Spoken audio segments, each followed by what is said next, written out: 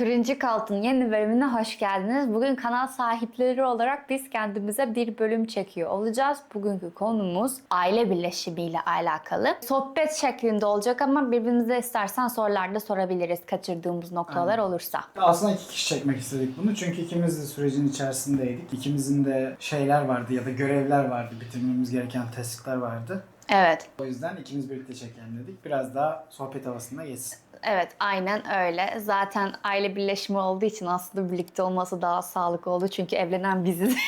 Ayrı ayrı çekmenin bir anlamı yok. Sürece ben şuradan başlamak istiyorum. Hani aile birleşimi kararı aldığınızda Türkiye'de geldiğiniz prosedür, burada evlenip burada yaptığınız prosedür arasında fark var. Ve daha önce aldığım yorumlardan vesaire de şöyle bir yorum almıştım ben. Biz Almanya'da Türk konsolosluğunda evlendik ama müsaade etmediler vize türünü değiştirmeye gibi. Buradan başlayalım. Ben buraya yüksek lisansla geldim. Bir öğrenci vizem vardı. Onunla çalışma izni vardı. Ve evlilik kararı aldığımız için ben de vize türümü değiştirmek istedim. Böylesi hani daha kolay olacaktı. Öbür türlü öğrenci vizesini uzat, sonra evlendiğin için diğer vize türüne değiştir vesaire uğraştıracaktı. Biz bunu başta eledik ve bir karar aldık. Berlin Türk Konsolosluğu'nda evlendik. Daha sonrasında da aslında evrak işleri başladı. Burada araya şöyle girebilirim. Neden Berlin Türk Konsolosluğu'nda evlendik? Çünkü aslında biz, ya arkadaşlar şöyle düşünün. 2 tane makam var, 2 tane devlet var. Evet. Ve 2 devletten birinde evlendiyseniz diğerine bunu tanımlatmanız gerekiyor. Tam tersi de olabilirdi. Yani Almanya'daki herhangi bir evlendirme dairesinde evlenip ondan sonra oradan aldığımız belgeyi Türk konsolosluğuna verip bakın biz burada evlendik de diyebilirdik. Türkiye'de de evlenebilirdik. Ya da burada konsoloslukta evlenip iki şartta da, yani Türkiye'de de evlendiğimiz, buradaki konsoloslukta da evlendiğimiz durumda da Alman makamlarına bakın biz evlendik diye o belgeyi de götürebilirdik. Evet. Böyle seçeneklerimiz var. Aslında ama bu işlemi burada yaptığınız zaman işi hani daha kolay olmasının sebebi buradasınız zaten ve vize türünüzü değiştiriyorsunuz. O yüzden biz burada yapma kararı aldık. Çünkü bu gerçekten hepiniz biliyorsunuz ki uzun bir süreç. Evrakların gelmesi, sonuçta kimlik değişiyor. Kadın tarafı için pasaportunuz varsa pasaport bilgileri değişecek. Onun dışında bir tarih bulmanız lazım vesaire. Mobilite açısından Türkiye'de yapmak gibi bir şey bizim için söz konusu değildi. Çok bizi zor şey yapacaktı çünkü vakit yok açıkçası. Burada bu sürece böylece başlamış olduk. Türk konsolosluğu evlendikten sonra ben de gerekli pasaportumu ve kimlik bilgilerimi aldıktan sonra evlendiğimize dair bir kağıt veriyorlar. Bu çok önemli. Hani gereken... O belge her yerde işinize yani lazım oluyor. Lazım oluyor. Hatta vergi dairesinde bile lazım olmuştu. Ama bunun dışında Alman makamlarına evliliğinizi resmi olarak tanıtmanız için Türk konsolosluğundan aldığınız o damgalı onaylı evliliğinize dair kayıt örneğini götürmeniz gerekiyor diyelim. İlk başta en önemli evrak olarak bu. Bize istersen biraz süreci anlatabilirsin. Bizim biraz buna karar vermemiz ve ondan sonrasında aksiyona geçmemiz arasında çok kısa bir süre vardı. O yüzden biraz işimiz acele oldu. Acele olduğu için de Benim vizem bitiyordu bu arada. Öğrenci vizem bitiyordu o yüzden. Evet, Alman makamlarında herhangi bir boş tarih bulamadık evlendirme konusunda. O sırada yani Nisan aylarında birkaç ay sonrasına belge kontrolü için yani tarih atanacak tarihi verdiler. Ve o da büyük ihtimal bizim işimizi sarkıtacaktı. Yani yaklaşık 4-5 aylık süreçten bahsediyoruz totalde evlenene kadar geçen süre ilk başvuru arasında. Bize çok uzun geldi. O yüzden bir yandan orada işlemi yürütürken, yani bir yandan orayı zorlarken bir yandan da Türk konsolosluğuyla bu işi çözmeye çalıştık. Türk konsolosluğunda işimiz daha kısa sürdü diyebilirim. Daha hızlı sürdü, evet. Daha erken bir randevu alabildik. Tabii ben mesela Türk konsolosluğu ile yapmamızın güzel avantajı şu oldu. Açıkçası vize türüm bittiği için bunun aciliyetini anlayabildiler ve bu sebeple de aslında bana daha hızlı bir randevu atadılar. Kimlik bilgilerimi değiştirmek, pasaportumu güncellemek için. Bu yüzden belki de Alman makamında bunu yapsaydınız, Türk konsolosluğunda sonuçta tekrardan bilgilerinizi güncellemeniz gerekiyordu ve bu çok önemli bir detay. Evet. Aslında şöyle oldu. O ilk işte evrak kontrolü ve sonrasında atanacak evlilik tarihine gittiğimiz zaman aslında Ece'nin kimlik değiştirme ile alakalı randevuları da oluşturulmuştu. Yani tekrardan 2-3 hafta sonrasında işte pasaport değiştirme randevusu tarzında bir şey olmadı. Biz evlendik. 2 gün 3 gün sonra da tekrar konsolosluğa gidip bütün o işlemleri verdi. Tabii özel bir mail geldi. O Yani maili iki- gösterdim, hallettiler. 2 hafta sonrasında falan da pasaportta, kimlikte her şey Her şey gelmişti. hazırdı. Yani bu büyük bir avantaj. Güzel oluyor biliyorum. Hani Almanya'daki binalar güzel falan, insanlar özeniyorlardı. Haklısınız ama sürecin yönetimi açısından Türk konsolosluğunu açıkçası biz öneririz. Bunu da böyle söylemiş olalım. Aynen öyle. Bu arada teşekkür ediyoruz tekrardan. Evet, çalışanlara. gerçekten teşekkür Çok ederiz. yardımcı oldular. İşin evlilik yani imza atana kadarki kısmı buydu. Burada önemli bir nokta da var. Almanya'da istemedikleri, Almanya'da sadece çeşitli belgeler istiyorlar. Yani 18 yaşından büyük müsünüz, işte bir dengeniz yerinde mi vesaire diye. Aile sağlık testi. Evet, aile Allah. sağlık testi. Aile sağlık testi istiyor Türk makamları evlilik için. Bunu biz burada yaptırma konusunda biraz soru işaretinde kaldık. Yani Aslında yapamadık. yapıyorlarmış. Yani ama bütün testleri ayrı ayrı yapmak gerekiyor. Özel yerler yapıyormuş sanırım falan o konuda. Yani Türkiye'ye gidip de açıkçası o işlemi yapmak işimizi gördü. Evet, Sağlık biz o süre şeyinde. zarfında oradaki bu sağlık testini çözemediğimiz için burada aralıklarla Türkiye'ye gidip şeyimiz de yani kısa süreliğine ikametgahımızı da Türkiye'ye alıp tekrardan orada bu işlemleri tamamlayıp ondan sonra tekrar geldik. O sağlık belgelerini Türkiye'den aldık yani. Burası biraz kritik bir nokta. Yani Alman makamlarında evlenmenin avantajı bu sağlık belgesine ihtiyacınızın olmaması. Aynen öyle.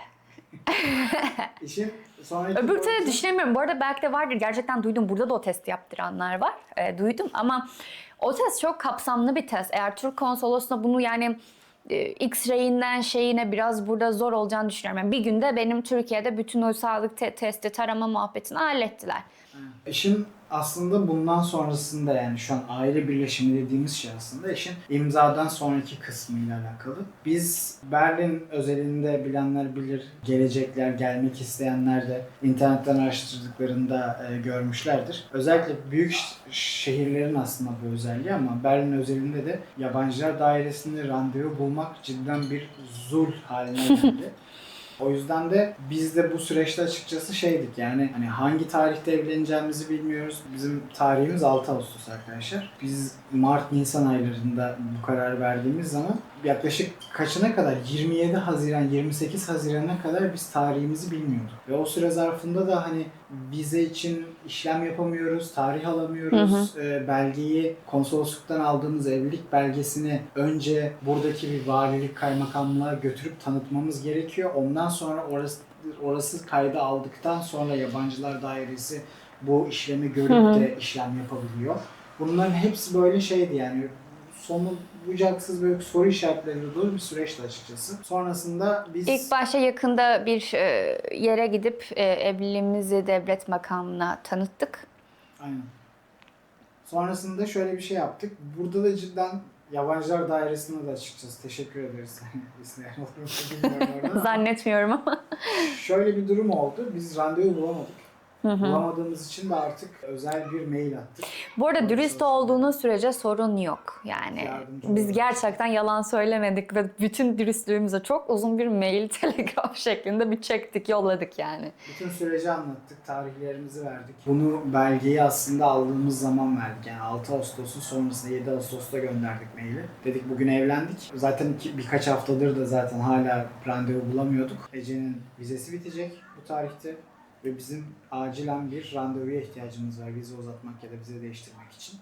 Bu konuda bize yardımcı olur musunuz dedik. Yaklaşık bir hafta sonra falan cevap geldi. Ya biraz burada eğer evleniyorsanız ve bu işleme başlayacaksanız zamanlamayı çok iyi yapmanız ve belki de önceden başlatmanız gerekiyor. Çünkü aynı dönemde öğrenci vizemi dahi uzatacak olsam yani benim üniversitedeki tanıdığım arkadaşlarım falan randevu bulamadılar. Yani 2-3 kere mail atmalarına rağmen. O yüzden bu aslında bütün vize türleri için hangi işlem yapacaksanız yapın geçerli bir şey.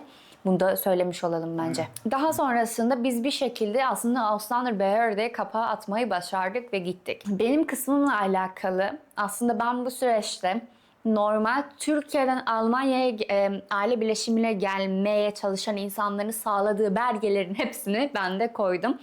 Aşağıya açıklamaya aile birleşimi için gereken evrakları listeliyor olacağız. Videoyu durdurup isterseniz bakarsınız. Ama aynı şekilde ben de örnek vereyim İngilizce dil yeterliliği, Almanca dil yeterliliği vesaire her şeyi sağladım. Hatta evraklarımı yanımda götürdüm. Ama nihayetinde ben buraya daha öncesinden yüksek lisans okumaya geldiğim için onların devlet sisteminde çoktan benim dil sertifikalarım, Almanya'da ne yaptığım her şey kayıtlıydı. Dolayısıyla ekstra bir şey kanıtlamama gerek kalmadı. Adamın sorduğu sorular genel olarak boyun kaç, göz rengine bakıyor. Böyle çok basic bir konuşma gerçekleştiriyor sizinle. Ve zaten siz de eğer orada konuşabiliyorsanız adamla ufak bile olsa, çünkü normalde aile birleşimi istenen minimum bir dil bilgisi Almanca. Ama bu koşulda benim Almancama bile bakmadılar. Bunu dile getireyim. Benim C1 IELTS akademik sertifikam bile yeterli oldu. Mesela ben Almanca sertifikasına boşuna para ödemişim. Ama şunu söylemiş olalım. Zaten bakmıyorlar deyip bence eliniz boş gitmeyin. Çünkü her şey olabiliyor. O yüzden oraya giderken sizin sağlamanız gereken açıklamada da bulduğunuz evrakları kendinizle beraber hazır götürüyor olun. Kendi vizemi ben de değiştirmeye gidebilirim. Ama ben Onur'la, hani eşim olarak onunla beraber de gittim. Çünkü ona da sordukları sorular oldu. Ya da Onur'un kendisine vermesi gereken evraklar oldu.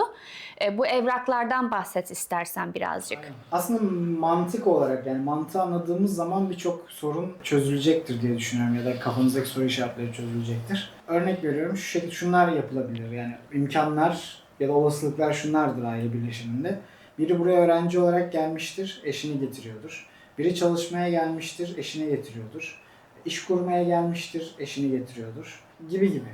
Şimdi burada da aslında şuna dönüyor iş. Siz getirdiğiniz kişinin, daha önceki videolarımızdan belki izleyenler bilirler, öğrenci vizesiyle alakalı konuşurken sponsorluk kağıdından bahsetmiştik. Tabii ben buraya mesela sponsorluk kağıdıyla geldim. Aynen. Ya da fırsat, şu an mesela bahsettiğimiz, yakın zamanda da çekeceğimiz fırsat vizesi, şu an popüler olan fırsat vizesini alırken de gene ya cebinize biraz para koymanız, Bloke hesap bloke göstermeniz. göstermeniz gerekiyor ya da bir sponsora ihtiyacınız var. Yani burada 6 aylık ya da 1 yıllık yaşam giderlerinizi kimin tarafından karşılanacağı ya da siz karşılayacaksanız şu an o paraya sahip olup olmadığınızı sorguluyor devlet. Aile birleşiminde de otomatik olarak kalıcı vizesi olan aile birleşimi kapsamı altında gelen kişiye aslında bir nevi sponsor oluyor. Bu noktada da sizin bu kişinin sponsorluğunu, yaşam giderlerini ödeyip ödeyemeyeceğinize bakıyorlar. Bu noktada da belgeler istiyorlar. Aslında sizin maaş bordronuzu istiyorlar, kira sözleşmenizi istiyorlar. Mesela evin metrekaresi nasıl, yani ev ne kadar büyük ve siz bu evde 2 kişi yaşayabilirsiniz. Yani aslında genel olarak sponsorluk olayı bütün her yere uyarlanabilir. Bir kişinin sponsor olması için ne isteniyorsa aslında bütün vize çeşitlerine aynı da diyebiliriz yani. İşte aslında biz de birçok senaryo, birçok hikaye duyduk. Eğer burada kafalarında bir soru işareti varsa, yani geçinmenizle, kalacağınız yerle alakalı soru işaretleri varsa, o zaman siz buradaysanız bile sizi Türkiye'den başvuruya zorlayabiliyorlar. Sizden ekstra işte bloke hesapla, örnek veriyorum, normalde aylık 1000 küsür eurodan 12 aylık dediğimizde yaklaşık 13.000 euroluk bir bloke hesap, bir yıllık öğrenci içinde, aile birleşimi içinde diye düşünürsek, eğer eş çalışmıyorsa, öğrenciyse burada. Ama eğer çalışıyorsunuz ama maaşınız düşük ya da kiranız çok yüksek ve aradaki kalan fark size kalan yetmiyor ya da yetmeyebilecek durumdaysa, o zaman size şunu söyleyebiliyorlar.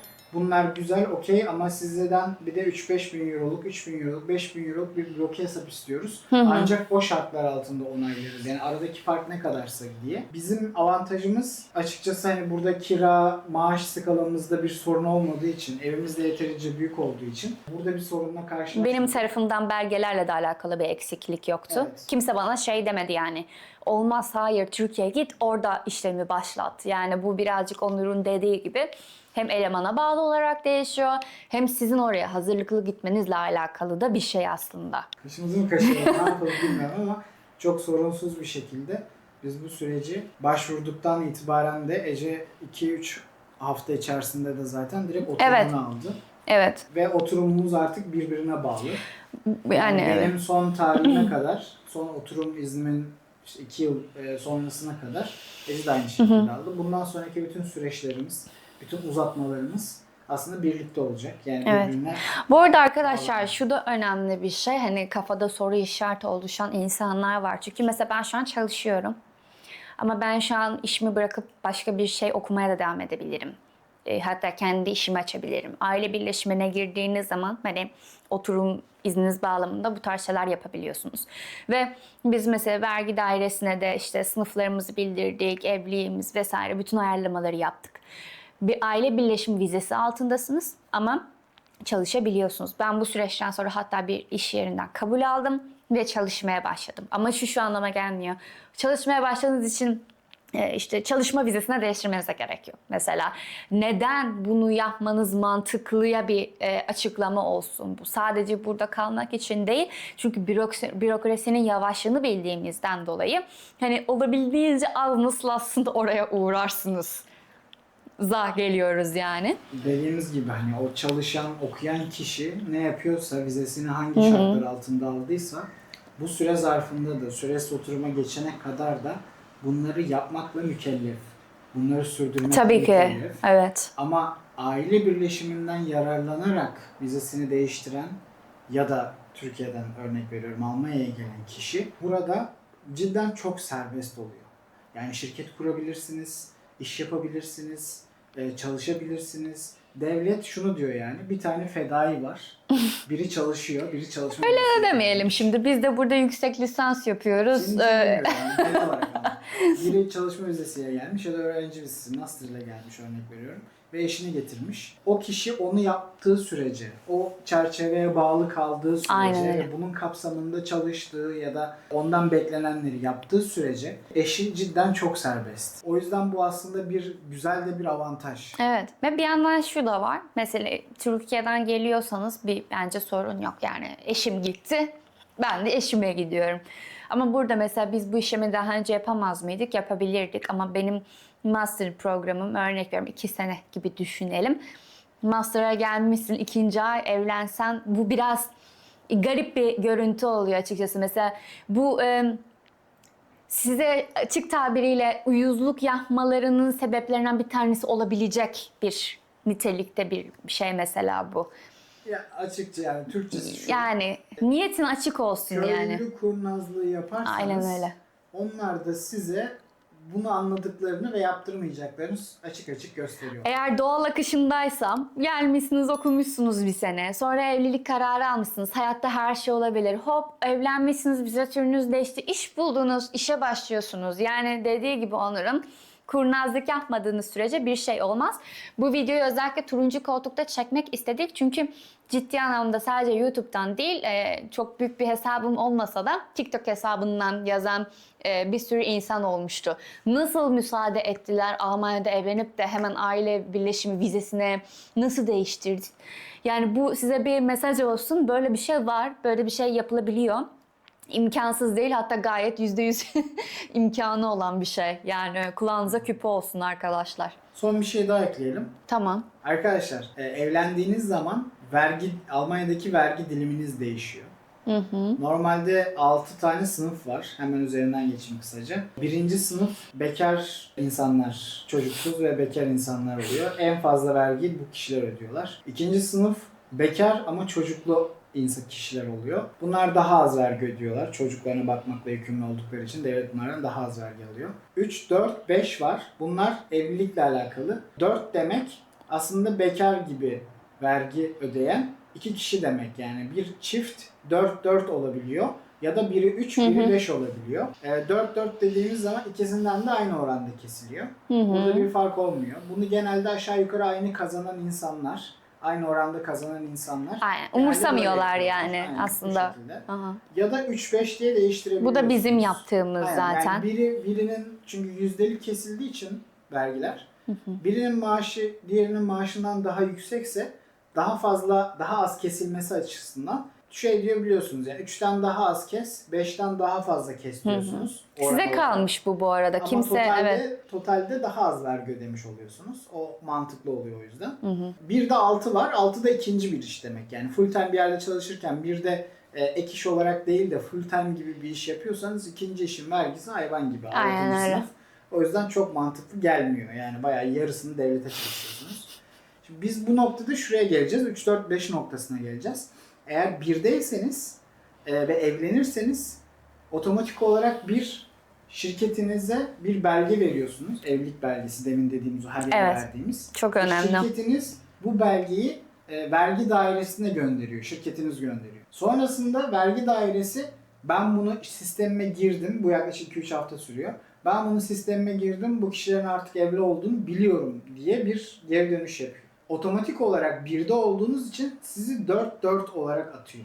Tabii gidip oraya bayağı sizin yakınızda olan bir yere bunu güncellemeniz gerekiyor. Evet, sizin yani iki kişinin de rızasıyla, imzasıyla bir form alıyorsunuz oradan. Ya da oraya gittiğinizde form dolduruyorsunuz. Ve şunu diyorsunuz, hani birimiz 3, birimiz 5 olacak ve bunu orada şey yapıyorsunuz. Ben de Onur'la beraber gitmiştim. Yani 2 kişi. örnek Evet. veriyorum, Aralık ayında bunu imzaladıysanız Aralık sonunda aktif oluyor. Bu şu demek, Ocak ayından itibaren bu şekilde değerlendiriliyor olacaksınız. Yani ocağın sonunda alacağınız Ocak ayı maaşınıza yansıyor. Yani yaklaşık bir 45 günlük ya da 2 aylık bir süreçten bahsediyoruz bunun aktive olabilmesi için. Farklı yerlerden buraya gelen Türk olmayan insanlar da var. Genel olarak onların konsolosluklarını bilemeyiz ama genel olarak sonrasında izlenecek prosedür aslında bütün herkes için geçerli olan bir prosedür. Devlet makamını tanıtmak, sonra Aslandır Behirde'ye gitmek, ondan sonra ne bileyim. Yani sonrasındaki bütün süreç aslında bütün göçmenler için geçerli bir süreç diyebiliriz. Bunu da bence söylemekte fayda var. Şu an Almanya'da da seçimler yaklaşıyor. Sonrasında ne olacağını biz de Tabii. çok bilemiyoruz ama şu anki güncel 2024'ün söyleyebiliriz. Bu konuda cidden yardımcı oluyorlar. Süreç mümkün olduğunca, büyük şehir olmasına rağmen tabii ki yavaşlıklar var ama mümkün olduğunca hızlı bir şekilde ilerliyor. Ece'nin dediği gibi farklı milletten kişiler için farklı kendi konsolosluklarıyla alakalı Tabii. farklı prosedürler gerekebilir. Örnek veriyorum, biri daha kapsamlı bir sağlık ya da belki de hiçbir şey istemeyecek yani diğeri hiçbir bilmiyoruz. şey istemeyebilir. Ama oradaki süreçten sonrasındaki Alman birimleriyle alakalı yapılması gerekenler Aynı. aşağıda sıralayacağımız şekilde aslında hep aynı. Aynen. Yani Alman bütün konsolos süreçte eğer Almanya'nın bir resmi kurumunda evlenirseniz de zaten sonrasında bütün milletler gidip kendi konsolosluklarına belirtmek zorunda şu anki durumu. Değişiklikleri yapmak zorunda, kimlik, pasaport falan. Aile birleşimiyle alakalı böyle size ufak bir bilgilendirme videosu çekmek istedik bu turuncu koltuk bölümünde.